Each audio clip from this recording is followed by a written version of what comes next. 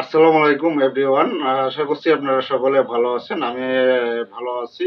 তবে বাংলাদেশি ভক্ত সমর্থক অনেক অধিক আগ্রহে রয়েছেন। আজকে বাংলাদেশ এবং ভারতের মধ্যকার উত্তেজনা এবং উন্মাদনার মধ্যে একটা হাই ভোল্টেজ ম্যাচ অনুষ্ঠিত হবে। প্রত্যাশা থাকবে সেটাই। আর এই অনেকে আছেন টিভি কখন খেলা শুরু হবে সেই হয়তো কারো ধৈর্য হচ্ছে না। তবে বাংলাদেশ সময় দুপুর ৩ টায় অনুষ্ঠিত হবে ভারত এবং বাংলাদেশের মধ্যকার ২ দলের নিজেদের ১ম ম্যাচে মাঠে নামছে। আর শক্তিমত্তার বিচারে অনেকটা শক্তিশালী অবশ্য ভারতেই আজকের ম্যাচে।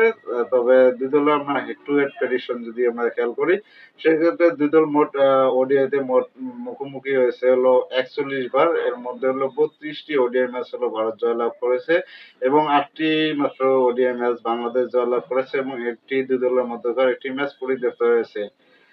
ভারত এবং বাংলাদেশের যদি ওডিআই র‍্যাংকিং আমরা দেখি সেক্ষেত্রে ভারত বর্তমান সময়ে ওডিআই র‍্যাংকিং এ ১ নম্বরে অবস্থান করছে এবং বাংলাদেশ ওডিআই র‍্যাংকিং এ ৯ নম্বরে অবস্থান করছে। আর বাংলাদেশ এবং ভারতের কোনো আইসিসি ইভেন্ট হলে অবশ্য তর্ক এবং আলোচনা সমালোচনার জন্ম হয়। আর এরকম একটা কিছুই হয়তোবা হওয়ার সম্ভাবনা রয়েছে। তবে অবশ্যই হাই ভোল্টেজ ম্যাচ হবে। দুবাই আন্তর্জাতিক স্টেডিয়ামে ২৫,০০০ দর্শক ধারণ ক্ষমতার মাঠে অনুষ্ঠিত হবে। যদিও এই আসরটি হাইব্রিড মডেলে হচ্ছে, শুধু ভারতের ম্যাচগুলো দুবাইয়ে অনুষ্ঠিত হবে এবং বাকি যে ম্যাচগুলো আছে সবগুলো অবশ্য পাকিস্তানে অনুষ্ঠিত হবে। আর এই ২ দলের মধ্যকার খেলায় আপনারা আজকে কাকে এগিয়ে রাখবেন? আপনাদেরকে মোটামুটি আমি প্রেডিকশন দিয়ে রাখছি। তবে যদি পিএসসি রিপোর্ট খেয়াল করেন সেক্ষেত্রে এখানে যারা ১ম এ ব্যাটিং করবে, অবশ্যই বাংলাদেশ যদি ব্যাটিং করে ১ম এ তারা অবশ্যই ২৮০ থেকে ৯০ রান করলে হয়তোবা ভারতকে হারানো সম্ভব হয়ে যাবে।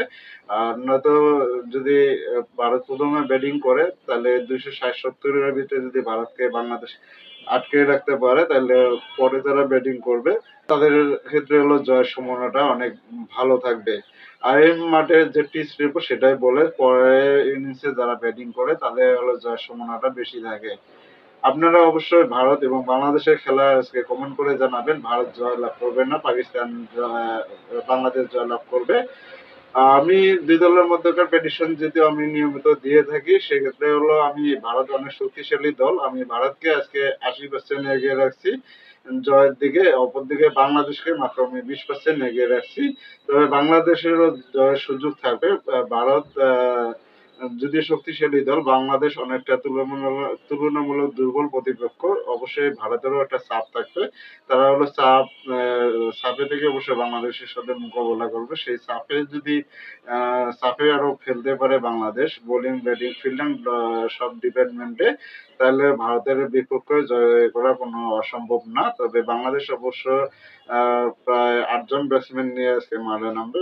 ভারতও এরকম ৮ জন ৯ জন ব্যাটসম্যান। তারা অনেকেই ভালো পেসার এবং স্পিনার অলরাউন্ডার রয়েছে।